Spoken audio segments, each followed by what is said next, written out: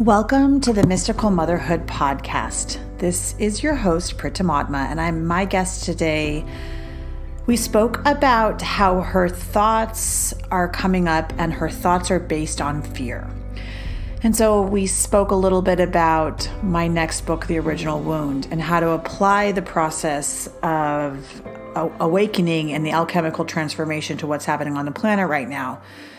So your biggest wounds, your biggest fears are going to come up.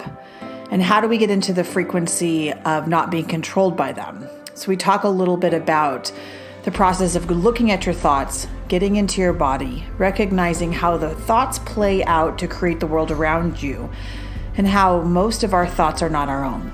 And so we speak a little bit about sovereignty, how to create it, different methods to use, and different books you can read, because what's happening on the planet is incredibly stressful. And it's hard to delineate between what you're feeling and what you're being told to feel, and what what fear is real and what fear is not. And the only way to have that is to create an inner peace and understand that only you can control your environment, and only you can control your response to the environment around you. And so everything else is just a projection of that.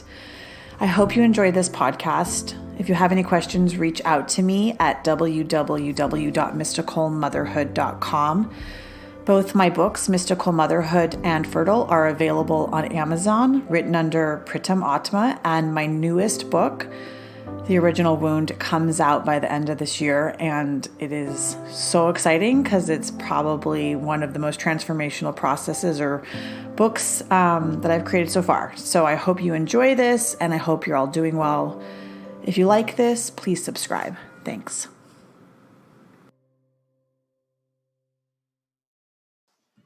Tell me what's going on.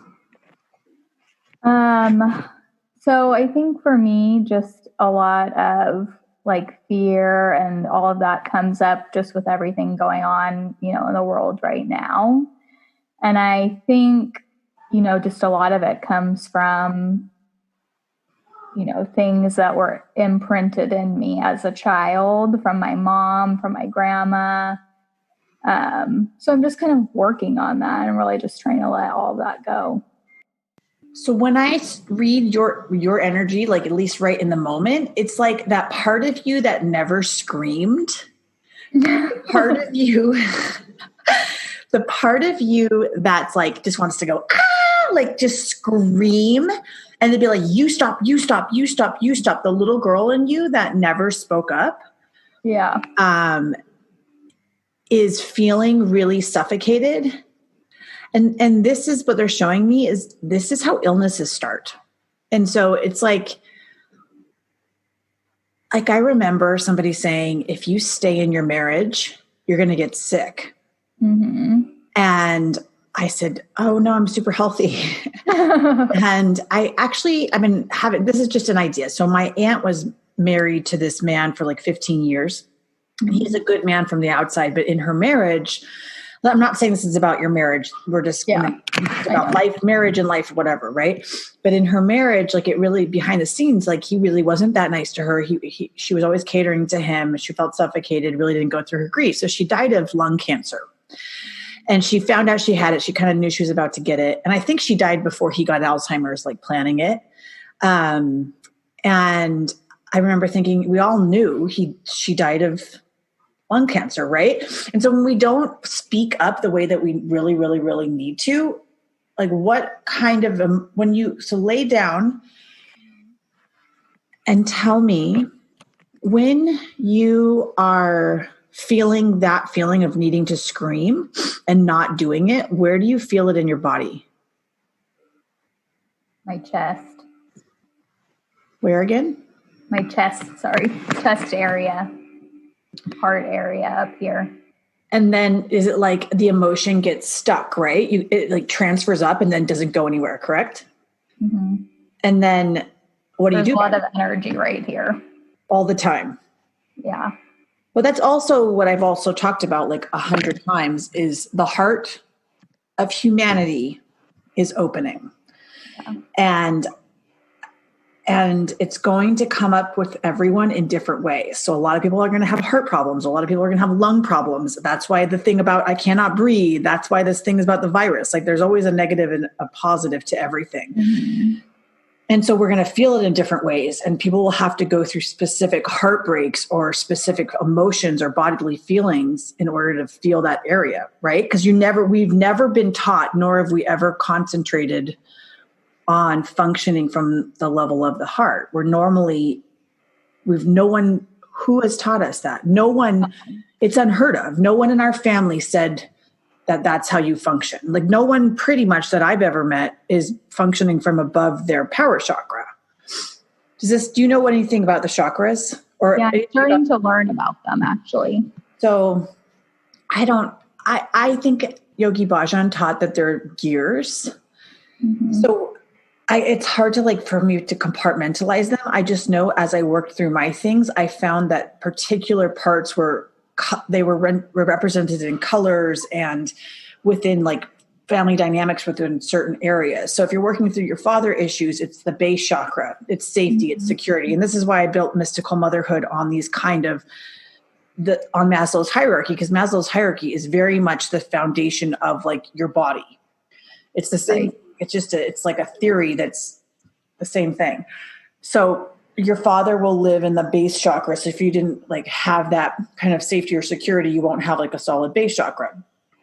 Then your next chakra is the second chakra, which is your sexuality. It's your creativity. So either if you're not making a baby as a woman, you're going to be making a book, or you're going to be making a house, or you have to be doing something creative with that area, or a lot of times, like I feel like fibroids or these different sort of things growth will happen, or destructive things will happen. And it's also the form of the mother. So the mother wound typically lives within the second chakra, but I've experienced it in other people. And so then the power center is how do you direct power? And so you're learning that, right? You're learning that with work. You're learning that with running your own household. You're learning that with, speaking up at work, making boundaries of where I begin, where you begin, who's in power mode, how do you direct your energy, right? Those kind of things. Mm-hmm. Then the heart chakra is really, or the heart area is really a neutral place. And to get to that area, to link the two, the power chakra and the heart center, it's a big leap in consciousness. So a lot of people are like, I'm in my heart center. And it's like, well, no, there's a bunch of shit that's in the way that you really don't know what that is. And we're still always learning. And for what I've learned, you have to in order for us to move into this heart chakra, you have to either release the trauma, acknowledge it was there, let it play out, and then release it. And I think what's happening, and I think I've talked to you about this before, but it's really good to understand it, is if we're going to look at this coronavirus as an energetic virus that's hitting our planet, in that way, the corona is the crown chakra. And so if you control the mind thoughts of people and you create a fear-based phenomenon, anyone's base fears will come up. So basically, from what I've seen with this, if you release your trauma, you are released from the matrix of control. You have your own power and you can think for yourself. And until you get to that point, you don't realize how much you're controlled by people in general. So not only are we controlled by our past, which is our mom and dad, then we're controlled by what the government says we can and cannot do. We're controlled by the media we watch. We're controlled by the technology, controls everything. If anything you think, say, do, or feel, or is on my iPhone within a minute. If I even begin to think or say a thought, I can see it in my iPhone. So who has my thoughts, right? So if we're going to look at this virus as something that's completely like a high mechanism of control, let's pretend it's not a virus. Let's pretend it's energetics. If we can control the mind of every individual, the way to control it is through fear. And and everyone's individual fear is going to be different. So if you're not afraid of getting sick, whatever your fear is going to come up. And so this is what I've called the original wound in my book. It's this trauma mechanism that keeps you stuck in the past and projecting into the future. And so if you're not constantly in the past and caught in that trauma, where are you going to be? You're going to be free. And that's called sovereignty.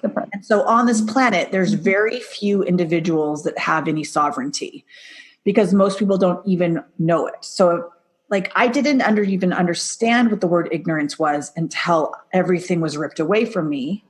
And then I was like, I didn't even see the patterns and just how deeply they're ingrained within every single generation. So what are you thinking right now? I just went on a tangent.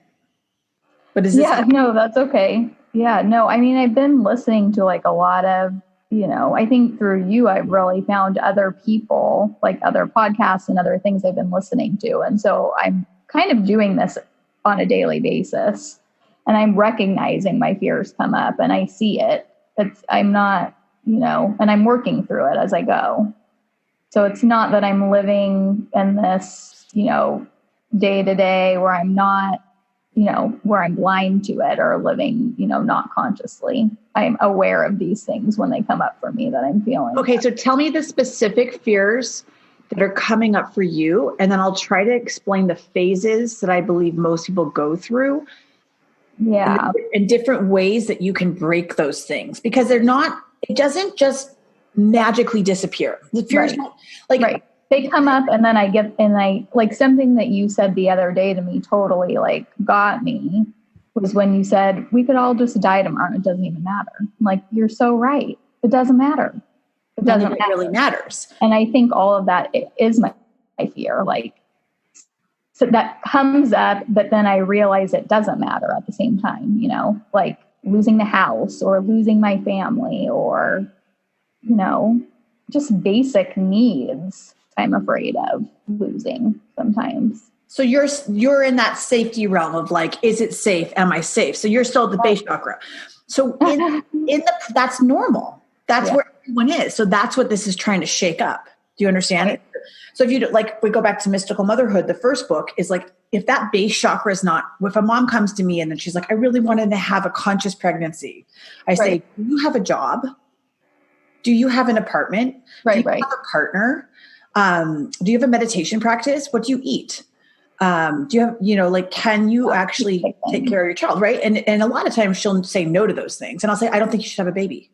Yeah. There's nothing conscious about this, nothing goddess about this. You need to have those things in place to move forward. Right. So in the path of awakening, all those things get shaken up and often taken away. And often the fear goes through. So if we look at this virus as negative, okay, they're going to, whatever is happening on a bigger plane that's creating trauma-based fear for the population, which is what is happening. If anyone thinks it's anything other than that, they don't see. And so just to reiterate is whatever you're like, and it's also like, if you have two people fighting, let's give it a, how do we make the world chaotic? How do we create chaos? We have some bigger power let's talk about Black Lives Matter. So these people are going to fight against these people, and they're just going to fight the same way they fought for many, many years until their consciousness shifts, until the underlying consciousness of the population shifts. I don't believe that the real values of the people are going to shift because they're fighting. And what I've said before, which I've gotten from one of my greatest teachers, Abdi, is whatever we're fighting up until September 23rd of 2020, okay, whatever we're fighting. So, and I'm looking at this from I have a lot of, I'm going to come back to your thing, but it might help you with what you're dealing with because it's coming out of my mouth right now. Mm-hmm. Sometimes it circles around. So I have a lot of friends. I'm living in Brooklyn, and Brooklyn's a really movement place. I also have a lot of free spirited friends, right? And a lot of them are like, do I move? How do I get a new job? Do I go to Berlin? Should I move to Mexico? Mm-hmm. I'm going to do this. I'm going to do this. I cannot tell you how much I'm like, no, because the fight or flight's turned on in a lot of them. And I know that there's always a lot of movement. And I know when chaos occurs, the chaos creates the movement, and movement and chaos always brings peace. But like sometimes it's just like sitting in that thing. And that's what the calcination creates. That's the fire of you have to work through these base fears in order to move into the second chakra, in order to move into the third chakra. You cannot these all need to work out. You can't skip them in the process of awakening. So everything you're going, like we always want to skip to like having dreams with the masters or like going into the ethers or whatever. Like none of that. There's a lot of people that are up there, but they can't actually create anything on earth. So the people that are like talking to angels, like, do they have any money? Do they have money in their bank account? Can they live both on the earth and in the skies? Mm-hmm. So have they worked through those bottom things of like all these different issues? And so I was lucky enough to have teachers that work both in the sky, like in the Galactic Federation experience, and also in the ground of these really deep seated, icky, gross fears that you're talking about, which I'm going to tell you certain things how to work through, and we're going to go through specifics with you. But what was I going to come back to? Because I went on a tangent. We were talking about Black Lives Matter. Oh, okay. So if there's a higher frequency, let's pretend that this virus, which is energetic, is a higher frequency that most people cannot touch into because they think it's just about a virus, right? Let's pretend there's something that's bigger than all of this, that's putting this together. Maybe it's dark, maybe it's light, we don't care. The only way to create chaos and control is to put two groups against each other. That would be Democrats versus Republicans. That would be male versus female. That's polarities. That would be Black Lives Matters against whoever, right? And if they're coming at each other from a level of fighting, they're not necessarily going to solve anything from a level of love. No. And anything, I've just repeat for the 15th time, anything we're fighting by the end of September 23rd, 2020, we'll be fighting for 7 years. And so whatever we like, it's even fighting for like expectations around somebody. It's fighting that you want something to be different, fighting yourself, fighting a relationship, fighting like really deep things, because the fight comes from the level of the mind. Right. But when you're in the mind is always controlled by the trauma. So This is all circling back, which is all in my book. It all makes sense. Yeah. So the mind is always going to be projecting thoughts based on the trauma. If there's not love, does this make sense? Like most of our repetitive thoughts, even if they're simple in nature, are typically based from like a childhood belief system or trauma-based thing. So like if it's even as simple as, I think I need to clean. My house is so dirty. All day long, right? Let's just say that's one of our thoughts. Mm-hmm. Was your mom like that? I don't remember if it was, but I am like that. I clean neurotically sometimes when I should just be sitting. That's one of yours. I just read it, right? Yeah, you did. I do it. Okay. Skylar does it too. I called it out on him already because he cannot sit down. Like he can't come home and just sit down and be with the kids. He's always got to clean. And we think it's because it's his way of controlling his chaotic family life. Right. So these are the things you need to write down. So like, okay, this is such a great example. I knew we'd get into it, but it just comes naturally. Like, so I saw that thought in your field. Mm-hmm. Other people probably see it if they're intuitive, right? I'm just reading you as we move along. So if that's a constant thought, it's a very basic thought. It's not like a really vicious. It's not a fight thought. It's not like I don't like somebody. It's just annoying. And it creates a chaos in the home, right? And not like we all don't do this. We all have things to do. But what is happening over the next 7 years is there's going to be a level of chaos or there's going to be a level of peace. Right. And supposedly after the 7 years this is from Abdi, 2020 Abdi. If you need his information, please write into me or I'll put it on the podcast. But then we're going to go into a period of peace after 2027, he says. And I have to say he hasn't been wrong. And I see it, everything that's happening is exactly how it's manifesting. And it's also from the Bible. In Genesis, the parts of the Bible are replaying out. Stories all replay themselves. And so in Genesis, I believe that there was 7 years of plague after the 7 years of peace. I can't remember. But right now we're going to go through 7 years of plague. And then we'll go through 7 years of peace because anytime there's that level of chaos. But we all have to look at how we create our own chaos. And so what happens when we're going through an awakening process is we project it as somebody else for everything. And that's part of the stages of alchemy, which I talked about in the original wound. But part of it is it can be very harsh projection or it can be very soft, depending on how fast you're awakening. And so projections can be like, I always use the one of the dating because that's what I was working through for 2 years and not so much now. But I projected on the male that it was the male. It was never the male. It's my original wound, my programming from childhood of being very hurt by the male, projecting onto the male. So then we do it with all of these thoughts that are creating the chaos, which is the mental mind.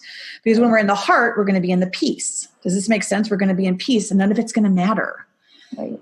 And so there's ways that we can solve all that, which is as simple as stopping, right? So for you, what is $100 more going to do to you guys to have somebody come clean your house more? Right. Not much. No. It's going to solve both of your time together. It's like that's something. If you leave this meeting with me and you hire someone to come into your house for the rest of the winter and just see if it changes, but then see how you transfer the chaos into something different. And so that's how you manage like where your chaotic mind is going, and you have to manage your thoughts because we're so unconscious of our thoughts. We don't realize that the thoughts are what are creating the pain. Right. And it's like, because we don't really want to look at it. And so I like Kundalini because you're not all up in your thoughts. It just does the work for you. Like my teacher, one of my greatest teachers from years ago said, just do Kundalini and all of your crap will drop. And I was like, impossible. There's so much to drop, right? It was that along with the alchemical process, along with the Sophia code, along with, meeting teachers along the way once I'm on the awakening path, that it was really heavy for me to let go of things at a really rapid pace, right? Right. But if you're doing it slowly and you don't have, you don't have the fire underneath you, but the situation that's happening on the planet is the fire. Right. So you need the element fire to burn through things and you need it to move through things, but we don't have to have it be painful for 7 years unless we choose. So tell me what other thoughts are creating that chaos in your life. So if we're talking about like fears, like when you were saying your friends, are asking like, oh, should I move here? Should I go here or there? Like just with all the fires in California, that totally came up for me and I recognized it and I let it go. I was like, where should we move? We need to get out of California. This is going to be horrible. So that's just, me acting out of fear, like somewhere else is going to be better. And we just really need to, stay here. It doesn't matter. Right. And that's what fire does. So if we honor the element fire, so this is what all my work is about, honoring the elements. So the elements are within us and they're without us. And any element that's out of control in nature, which is like representing of the human body, which I've talked about in my books, and it's going to be even deeper in my next book, The Original Wound. But any of these elements that are completely out of control in nature are out of control within us. Right. Because we're a representation of nature, and fire out of control creates massive chaos. It's the fastest thing to awaken. So you have to be like when I worked with my teacher, Celestine Starr, and she taught me how to manage the elements. Fire is always the last. It took me 3 years to get to fire. So like I had to understand how to go deeply into these dimensional fields and manage fire within humans and manage fire within the elements. So then you can work with the element with honor. And she told me a story of a man that he got really, he was in the meditation with her and he lit on fire. He touched fire and he lit on fire because he didn't honor it. Mm-hmm. And one time I didn't honor this space. This will make sense, but I didn't honor this. Like I was with my ex-husband and my kids, and I think I told you this story, but I went into a sacred well in England and I went right for the altar and I didn't ask for permission. Mm-hmm. I didn't honor what was happening in my region, and I didn't ask for permission to enter. So a really, really important thing when we're doing sacred work or we're on the planet and anything, manifestations are very high right now. So because no one's really, just to go back to this, no one's really manifesting because everyone's in complete chaos. So anything I'm calling in right now is coming really quick because no one's focused. Right. So I've gotten a house, a car, I wrote a book, I've done all these different things. I mean, it's been intense for me, but if you get off of the chaos and you're in that present moment and you're in the heart, you can create whatever you want right now. And so the people that are, anyway, but we have to honor that. We have to honor what's happening. We have to honor the fires that are going around. So when that time I didn't honor it, I reached for the altar and my dress lit on fire. And it lit on fire all the way around me. And my whole dress, my underwear was showing from the back. I did not burn. I mean, it was not a little fire. It ripped up my whole skirt. And Austin, or I shouldn't say his name, but my ex-husband looked at me and my kids looked at me, and then something pushed me in the well. And something pushed me in the well. I fell into this well. It wasn't a well, but it was like a sacred pool of water. And I was like soaking wet. And I came out and Austin's like, what was that? And I went home to my teacher who was there in England with me. And I said, you know what? I just got lit on fire. And I came out in my underwear. I had to tie a shirt around my butt because my underwear was showing. And I was like in a field with my kids playing. It was so magical. It was in a place called Avalon in Glastonbury, England. So it's always a magical place. So anything that happens there is like not an accident. She goes, you didn't honor the space. And so in California, if you're nervous, like I've also heard stories about people crystal gritting their land, and they crystal gritted their land, and there's the only land that didn't light on fire. And I'm not saying like stay in a fire if there's a fire coming, but there's things that you can do for your body, mind, and soul and spirit. So these things don't affect you. And like right now, there's specific mantras for protection that everybody needs to be doing constantly because of the level of mind control, because of the level of fear the fire makes you want to move. It makes you want to run. It makes you put you in fight or flight, even though it's not like you to do that. Right. Right. So tell me what you're thinking, reflect back to me, and tell me where to go next. I mean, I know where to go, but I want to know what you're feeling. I mean, I think this is all really good. I don't know. I just want to be able to just work through this and, do, the work to get to, to let these things go. I just want them lifted out of me. So that never happens. No. Unless you're like, the fire will help lift them out faster to get to peace, but then you'll move to something different.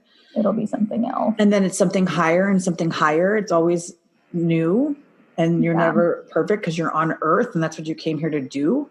Yeah. But the really basic way to start is to just monitor where your thoughts are during the day. If you and the only way to do that is to drop deeper into your body. And so then why I started it with, where do you feel it? Is because most of us are in our head and we're not in our bodies. And the only way to because we cannot get out of the thoughts of our head until we're in our bodies, which is a more grounded state.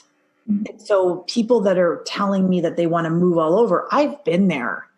Man, I was in fire. I was all over the world. I was nutty. But each of the elements made me do all that moving and stuff to process things really quickly. I knew what I was in when I was in each one. I said, oh my God, I'm in the wind element. The wind element was moving me every 2 weeks. I was moving quickly. The fire element, I was staying, but like it was just intensity, right? The water element is the grief.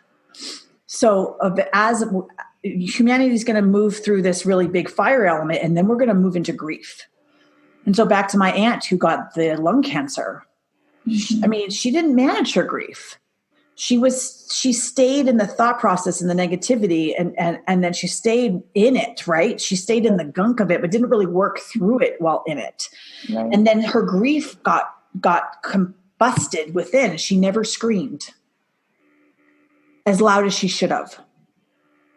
And so she got cancer because she stayed and she died, which was her way out. And she'll have to work through it probably in her next lifetime because she didn't choose to change or to, I don't know if that's true for her. I'm not speaking for her. I love her to death. I don't know. I miss her, but I can't, I know that the lungs are the organ of grief. So people who smoke are covering that up. So does this make sense? Yeah, no, it does. You see how so when anybody's ever angry or they're really mad, they're really just sad. Like there's really just a deep sadness. Like when I felt incredible anger, I remember my teacher looked at me and said, what are you so angry about? And it's like, I'm going through a divorce. And I just started crying in front of her because she allowed the space to quickly move into the depth of the pain. And so if anyone's out there feeling anger with their thoughts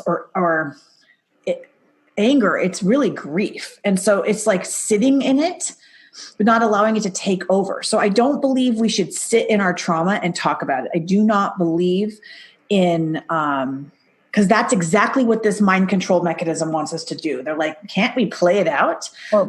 Let's talk about it. Let's go into the control thing of it. But it's like, it's almost like observing how you recreate it. And so the pattern is you find the original wound from the childhood. That is multiple patterns, like a belief system, some sort of a pattern that constantly plays out in your thoughts.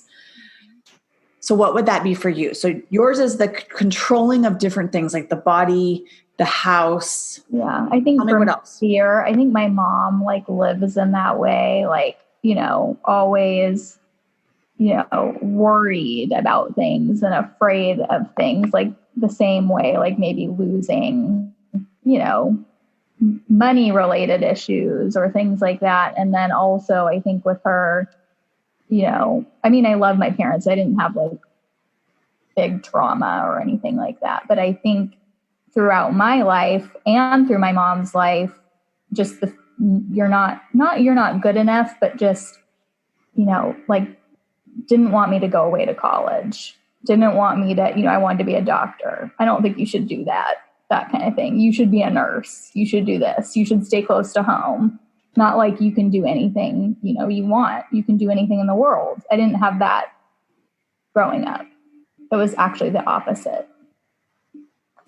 I think my grandma, it was the same way to my mom. Like, she wanted her to always stay close to home and family's the most important thing. And I need you kind of thing. Like, don't leave me. That's kind of how I think my mom was raised. And I think that's how she raised us too. Right. Yeah. So I think that's a lot of why I have a problem speaking up and using my voice, because I didn't have that. And unprogramming it is massive. And changing it is difficult. Right. But it is possible. And you can have more than one original wound. And you can work through many in your life.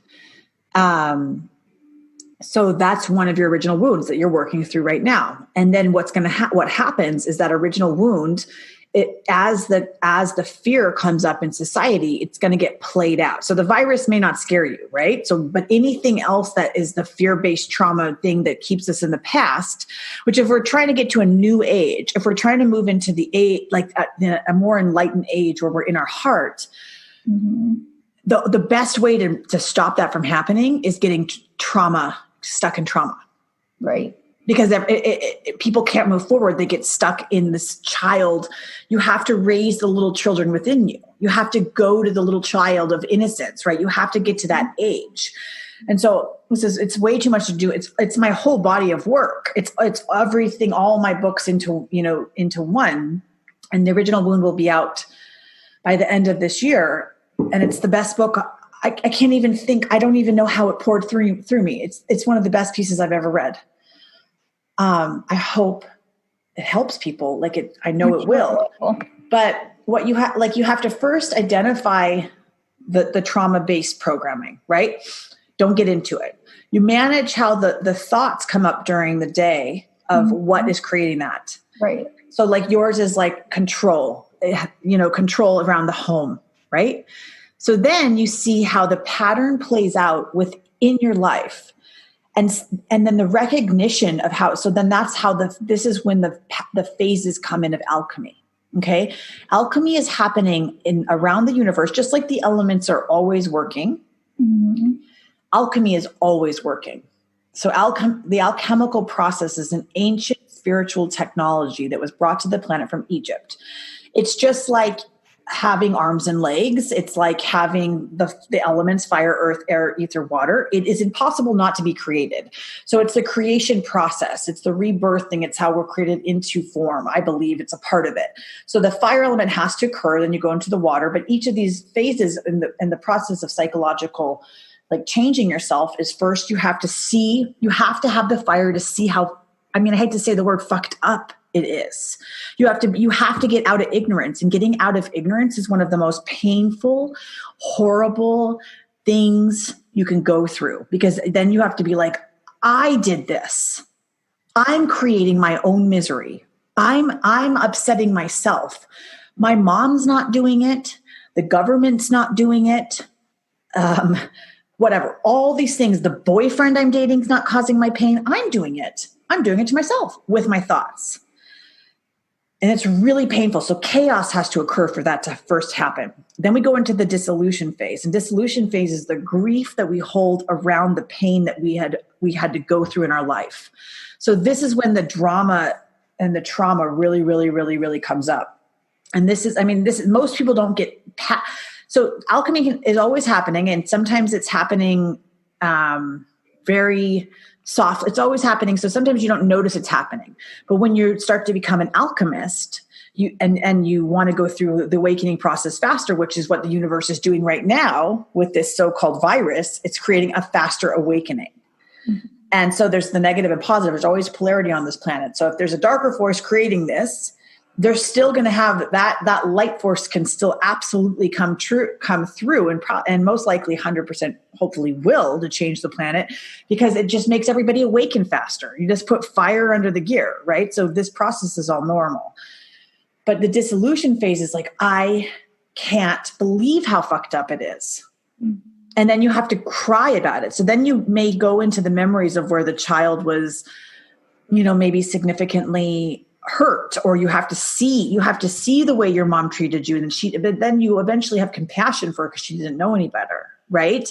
So you actually have, so a lot of us, what we do is we block off those memories, we block off the original wound, we block off the thing about it, and then that's why it gets passed on generation after generation, because nobody ever went into it. Everybody just went into trauma, and they get static or jolted, or they just keep repeating it. So you have a choice right now of not repeating whatever that was. So if you can raise your children to be able to go around the whole, and like, no one in my family traveled. No one in my family got college degrees like I did. No one would think that you could live in New York City. Like, the things I'm doing are just, it's like every time I break a glass, I break another glass. I break another glass. I break another glass. And it's so hard. Like, it's just as hard as, it's as hard to sit in it, and it's as hard to do it. But that's earth. Like, you just get more peaceful with it. There's less chaos to it. It's just sort of like, yeah, I could die tomorrow. It's okay. I'm still doing my job. Yeah. So then seeing the patterns from the childhood, right? And so you can do that through these. That's why I love these meditations. And so breaking the trauma, these are all in Mystical Motherhood, the book. So Jupiter chakra meditation, if you have trauma and you want to get it through it fast, do the Jupiter chakra meditation. That'll break the patterns and make you have your career go off the charts. If you want to break trauma softly and begin to see it, then you can do Kirtan Kriya. Kirtan Kriya is a very, very low dose of trauma breaking as part of it. And you've been doing that one. Mm-hmm. I have been doing that one. The way to control the mind thoughts so that you can't get really hacked and your mind's not constantly moving is the addiction meditation. So hard. So hard. It's so hard. But once you get to do it every day, you won't be able to be stuck in the same thoughts. The Gyan chakra meditation, which you can Google as GYAN, new word chakra, CHAKRA, is you crossing the top of your head. So if you're crossing your head in the meditation and you're singing a song, you're basically putting a protection around you.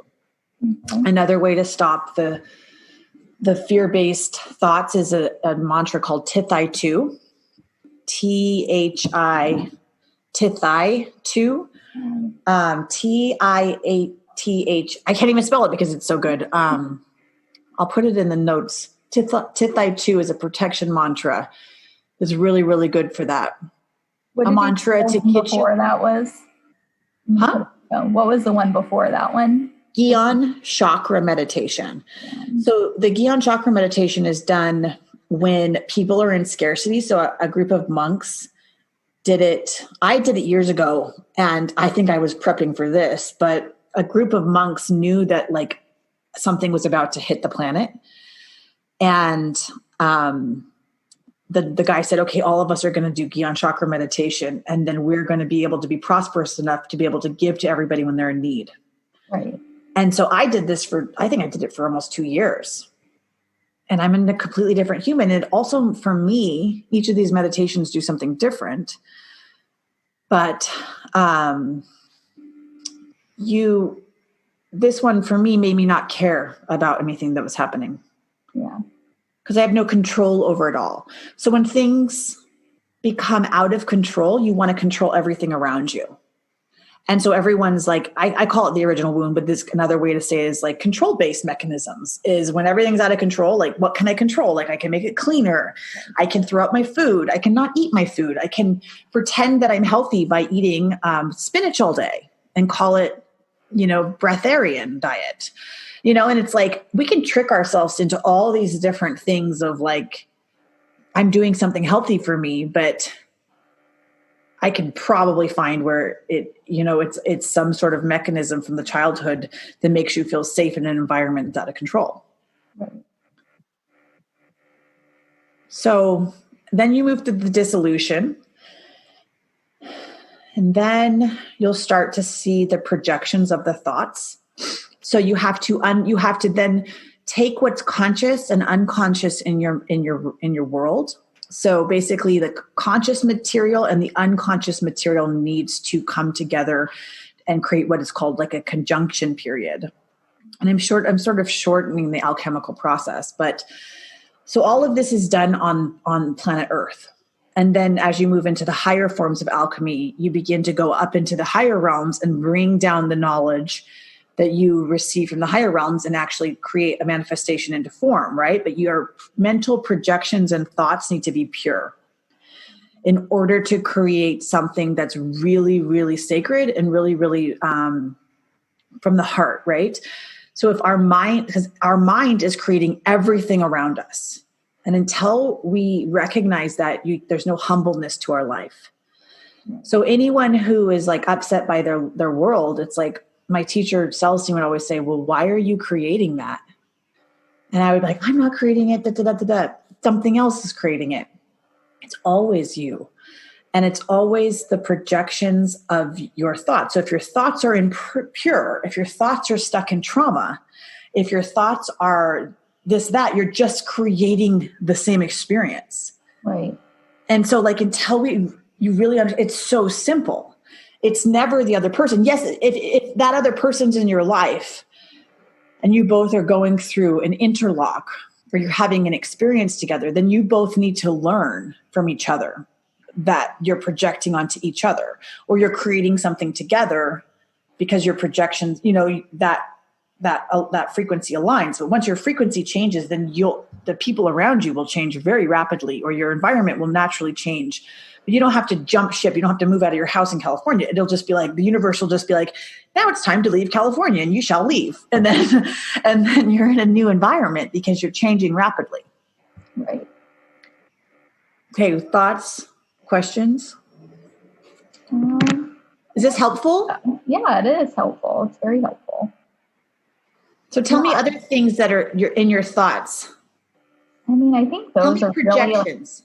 I think those are really the main things. Like, yeah, not scared of the actual virus at all. I'm not scared of I'm not really scared of like dying or death or anything like that. But I think for me, it just comes up like, what if we lose like all these material things? I know it's very ego and like, I realize that it's like superficial and shallow and all of those things, but that just comes up for me. And I know I'm realizing that all of these things don't matter. I know that doesn't make me who I am in any way, shape, or form. So I think just, realizing that I have to surrender these thoughts because I can't control my environment. I know all these things. I need to let it go and just, move through it. But, it's like a daily process. It is. And I mean, the pressure. And I don't want this for my kids. I don't. So I want to, be able to raise them differently, obviously. So, I mean, in my books is the best way I know how in the level of environment we're in on the planet right now for somebody to change their environment. So it goes back to the things I've set up, like the meditations that I think are, I don't know if they work for other people, but I like them. I don't know anything better. I'm not opposed to other things. I think they work quick. Even taking one a day will change. They work for you, right? I know the Sophia code will work for people, but most people can't read it because it will work. Yeah. And so people are like, oh, I haven't read it yet. It's like sitting on my bedside table, or somebody told me about that book. And it's like, yeah, the Sophia code will change your entire life. It's a book from the Ascended Masters that will create sovereignty in every shape and form. And the most powerful thing on our planet right now is sovereignty. And sovereignty means that you have your own thoughts. 99% of the population cannot think their own thoughts. Right. Let's just repeat that. 99% of the population cannot think their own thoughts. They're repeating jabber from the news. They're repeating jabber from their mom. They're talking about what their dad told them. They're talking about what they were told as a little child. They're talking about the virus that they don't even know if it's really they don't know anybody who's had it, but yet there's a virus that exists and it hasn't killed any children, but yet we have to separate our children in our schools, and the death rate is less than 0.1% or something, but yet we're all so scared of dying, and we have to wear masks, but we really don't know what they're doing and why we're wearing them, but we just listen because we don't have sovereignty. Right. Because somebody told us what to do and somebody told us what to think. Right. And that's how you take away power, is you take it away slowly and you create a fear-based phenomenon. Mm-hmm. And the fastest way to do it is to get to the children. And so if you want to change an entire human race, you go into the children's schools and you program a new human race with that. So if you're trying to create sovereignty in your house, it doesn't matter what they do. It doesn't matter what's happening on this planet. The only person you can, and this goes right back to the alchemical process, the only person you can control is you. The only projection you can control is the one that's looking right back in the mirror for you. Anything in your world is projecting something that's happening, right? So in my world, I'm in New York and people are constantly like, oh my God, you must be so scared. Oh my God, it's so frightening there. Like, how has this affected your life? And I'm like, I'm absolutely fine. Yeah. Like, I'm doing really well. Like, I'm actually doing probably the best I've ever done. I'm like making like leaps and jumps and so happy because I had to go through all my junk, but I just went through it a little bit earlier. And now I can talk about it from a subjective point of view to help you and many others to see that it was all my projections that created my pain. It was all my own stuff. It wasn't anyone else. Right. And now I love my mom. Mm-hmm. I love my dad. They're so great, and it's like all the compassion I have for them because they were just doing what they knew how to do. Right. And so for my children, the best thing I know how to do for them is to create a loving environment in my home, to have a lot of joy, to play a lot of mantras. Mm-hmm. I do a lot of meditations and I don't make them do it, but now they sit down and they do it with me. Like, say my little daughter, one of them can sit down for up to 2 hours and meditate with a group. Wow. Did I ever ask her to do that? No.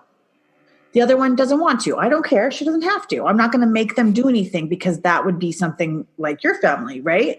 Right. And so they have to decide if they like it or not. Like, just like one of my daughters doesn't like meat, the other one does. So I'm like, okay, then we'll make you beans. Like, I'm not going to push something on her, but I'm also going to my only job is to make her safe. Right. Like I say in my books, right now we make them safe, and programming them in the womb, we program them. Right. So to solve your basic issues is your mom probably never had a cleaning lady that much, did she? No. Right there. Eliminate it. And then don't be afraid. So scarcity comes in many forms. I've seen the richest of the rich be the most scarce on the planet, pretty much. I've also seen the poorest of the poor live in complete scarcity, right? Mm-hmm. Scarcity is a vibration. It's a thought process. And so you can afford a house cleaner so that you can go hang out and he can stop thinking, because he's just going to project your stuff. So you can say, it's my husband. It's not. It's you. You change the whole household and he will change with you. I promise. Yeah. Makes sense. So what other things are making you feel scared or upset right now that are super simple that we can fix? I mean, so how I'm, working through things is just kind of like what you said, like being joyful at home, dancing with the kids, not making them like wear, my son wear a mask, and we don't talk about the virus. We just kind of are doing our thing. So, I mean, that's kind of how I'm working through that with them. Just going outside and being in nature and, just being happy and joyful and changing those thoughts when they come up. Right. And how I'm working through not doing what my mom did to me is actually from your book, from Mystical Motherhood, I talk to Luke every night and say that thing. It's like a quote from your book that you are, as bright as the sun, brilliant as a rainbow, and strong as the wind. And I tell him that every day. Yeah. And if you're worried about the programming the kids are getting, play mantras in your house. Yeah, I do that too. There's nothing else we can do. And right now, like one of my teachers, Hari Jiwan, explained, and I know this for sure because in Egypt, I understood it, but the Hathors were one of the first birthers of the planet. So the ancient Egyptians, which are actually from the planet Sirius, and probably Palladians, I'm not sure, but I know from Sirius A and B, they came down, they brought technology to the planet. So one of the technologies is the Emerald Tablet, which is the alchemical process, right? And then the elements and the creation process and these different things, right? And one of the ways they created was through sound, which is why in my book, Fertile, I talk about what is consciousness. Well, we're understanding that from the level. And so DNA can be reprogrammable, or, we can not turn on certain things and turn on certain genes, and we're just learning that. We're basically at the level of a 2-year-old on this planet. Mm-hmm. So if in the ancient times and with high technology, sound, colors, vibrations, shapes, heart-centered, these, like in the higher realms, when the angels create, at least what I have seen is they're creating from the level of the heart chakra, and they create from these basic primal shapes and colors and sounds, and they can create entire worlds based on that. But if you're creating from the level of the mind, it's very, very, very specific. And it's typically, if you're stuck in the trauma and it's not cleared, it's just recreating that. Right. And so if we don't have control over our mind yet, and we're trying to build a new world based in the heart, then the only way to do it is that I know of is to create a higher sound frequency. So the Hathors were birthed based on sounds. I went to the temples, and I know that they used sound and astrology, and they built their temples, around the, different star systems and different things. So if we look at your house as a temple, which as I talk about in my books all the time, is your house is a temple. It may not be aligned with a certain star system, but you can begin to talk with these higher masters. So if you're working through things on earth, you have to ask for help. You have to say, come in and help me. There isn't a moment in time where I don't say to Mother Mary or Mary Magdalene or whoever I need in that moment, I need your help. So like, for example, because my pattern is I was healing the male, being around kind of more unavailable men, etc. So if I had any man that I was dating, my highest prayer is always protect me. And I don't want to see that person. They could come off as like the biggest gentleman in the entire world. This is in the past because it's not a part of my present experience. But I would say, take him out. That was my prayer. Take him out like as fast as you hit a baseball, right? Just knock him out of the field. Whenever I would just stop and say that prayer, I'd see a dead bird every time within 30 minutes. And I'd get a phone call within up to 10 minutes of, I'm so sorry, but like something came up and I can't meet you tonight. Now, would I get mad? Would my human self get mad? Yeah, of course. I'd be like, you asshole, like you, and I'm like, no, I prayed for that. Mm-hmm. No, it's not going to be what you want. It's like sometimes when we're creating these higher worlds, it's not necessarily what the ego projection wants. So the ego projection would be like, I just want this to work. I want this person to be my person. He looks like the person. I want it to work. No, but God knows. And whatever form of whatever you're praying to, it's all one. And so the dead bird that I would see, and the phone call I would get and the knowing I would have was just what I would call in my book, The Original Wound, the one speaking to me. The one is, the journey to getting into the heart, which everything is just a sign, symbol, language of God. And so I just actually read the book, The Alchemist, Paulo Coelho, and I was like, first time. Shit, this is the original wound. Like the little guy in the book, he goes to the pyramids. I just read it this weekend because my friend had given it to me. And I've never read it, but I have it. It's my book, The Original Wound, but mine's a little bit different. But he goes on this journey and he has all these omens and signs along the way that guide him, that lead him to his treasure. And so he moves into a church, which is like my church, right? He moves into this church and he finds his treasure. He not moves, he finds this church where his treasure's located. And he buries his, and it's unbelievable. And he sees a snake along the way, and I saw a snake, and his symbols were the birds. And so you can also like work with symbols when you're looking to create more right now. So I always ask, like mine right now is the bird. Birds are everywhere. Something? Does it just come to you and then you pick it? Yeah, it came to me, and before it wasn't always the bird. I don't remember what it was before. But when I was first awakening and understanding that it was all talking to me, it really scared me. I was really frightened. I mean, this has been happening for 10 years now. So like now it's like I'm in constant talk with the universe. Like I can just say something and the universe will like turn my phone on and talk back to me. And I'm like, this is really weird. Yeah. But when I first woke up, I mean, my nervous system was shaky. Like I would be like, wait a minute. That's too weird. And it was synchronicity after synchronicity after synchronicity. And I learned that I could turn it off or on. And so I could turn my 8th chakra, which is what I talked about before, about the mind control. I could open it or close it and allow like the universe to pour on me, and which is kind of scary, or like little drips of like a little bit here to open up, a little bit here to open up. And it depends on what your mission is or what you want to do or how fast you want to awaken in this lifetime. Right. So ask for more and you'll be given, Yeah. but just be ready. Right. But it doesn't always come in the form you think it's going to come. Right. Scary. Yeah. Like I thought the original wound, I thought I was looking for a relationship. Mm-hmm. I was writing a book. It was never about the relationship. It was all about the book I had to write, which was a part of me finding my treasure. So like find a symbol and have the universe speak in that symbol to you. Allow things to speak. So like for me, I often needed to read it because I needed the knowing of seeing the words, or maybe it often comes through a phone call through somebody.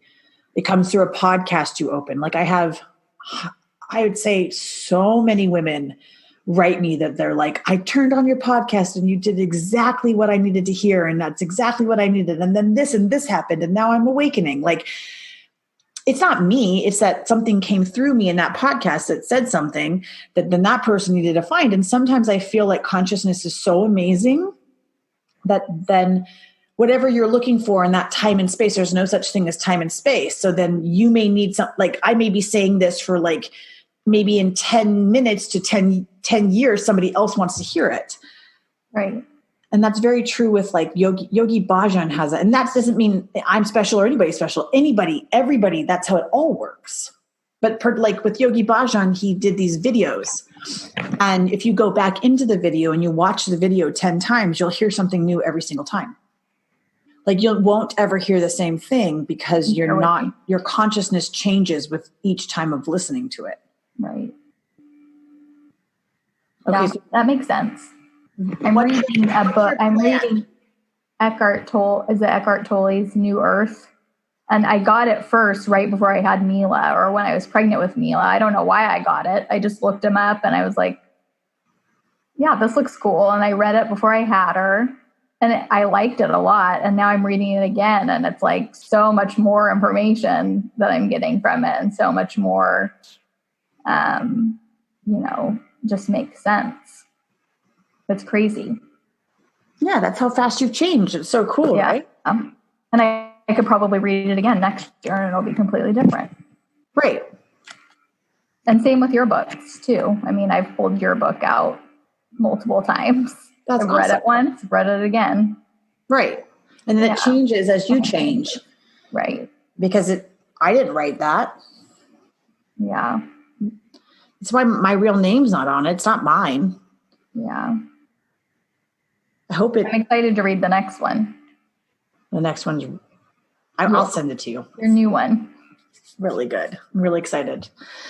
So I also want to say, just to repeat, whatever you're fighting, you'll fight for a long time if you don't just surrender. Surrender it. Yeah. And it's like every day, the pain, the trust of surrender is just, oh my gosh, it's so intense. And then, and you'll get tested on your level of surrender. Like, can you trust? Can you trust? Can you let it go? Like, so everyone who's listening, like whatever you're fighting, find it, locate it, see where it lives within you from some sort of past creation, and then do the meditations that are on my website, mysticalmotherhood.com, or I can lead you to 100 other places to get them. Read Mystical Motherhood, read Fertile, read the Sophia Code, read Eckhart Tolle, read Byron Katie, read these books, and then allow the time and space we're in right now just to like be in it and to see the ways that you can easily solve the problem. So for you, a cleaning lady, I mean, doing your meditations every day, despite the heaviness of what's making us so tired right now, will change. If you don't do it, you're going to be more tired. Right. Because your energy is put into these negative things or into the chaos rather than something else. And see how your subconscious or your sabotager, which is the little kids within you, like to recreate the chaos and everything. So like if you have a job and then you get a new job and you just recreate the chaos in that. If you have a relationship and you get a new relationship, but you just recreate the chaos in that. Like, so you have to clear the pattern within you, and then it won't be recreated in the next thing. And so that's why, like with this needing to control the environment, the diction meditation, doing 11 minutes a day, coming back to me in like 3 months, you'll be an entirely new human. And the Gyan chakra for you, that would be your next one. Gyan chakra, because you're going to not have any money problems. Okay. And then the addiction meditation. Okay. I feel like that's what you should do for like a full year or 6 months. And you're going to be like, holy crap, Chelsea. Okay. And then some things to think about, like astrologically. Now, I'm not an astrologer, but I do talk to them.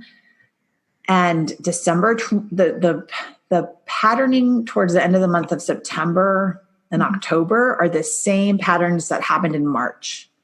Okay. So it's going to be as heavy, if not heavier, than those times. So if you didn't learn the pattern, then you're going to get it come up again. And either it could be a virus that comes through again, or it could be something, whatever it is, right? We don't care. It's all about you and the level you handle the fire. At the end of the year, December 21st is the level of revolution of the planet. So it wouldn't surprise me if the ballots came in late and Trump gets elected and then the world goes to hell. Because there's a revolution in America occurring that is going to be like anything we've ever seen before. Up until April 23rd, 2021 has the level of World War III energy. And all of this has like a collapse of the markets happening, supposedly, and then followed by a collapse of the housing market. And so for everyone who keeps wanting to move around, I'm like, don't. Because it's not going to be any better there unless you're like, God's like, move, because it's fear-based. Like you have to see the in-touching of like, I think I need to get out of the city because something's about to hit, or I need to do this. Like you have to get really into like, is this my fear? Where is it in my body? What am I feeling? And then get intuitions. I always have said this. It's the first 9 to 11 seconds of thought. All the other stuff is just your mind freaking out. So that's why getting up in the morning and creating that morning practice, which I talk about in Mystical Motherhood, is going to create that intuition where you know that it's like those morning times, man, I'll have a thought that I'm like, it's like, that's when I cultivated my books. That's when I cultivated things and my intuition to know like, this doesn't feel right. Do I always listen? Most of the time. Yeah. But it's painful. Yeah. Was this helpful? Yeah, it was.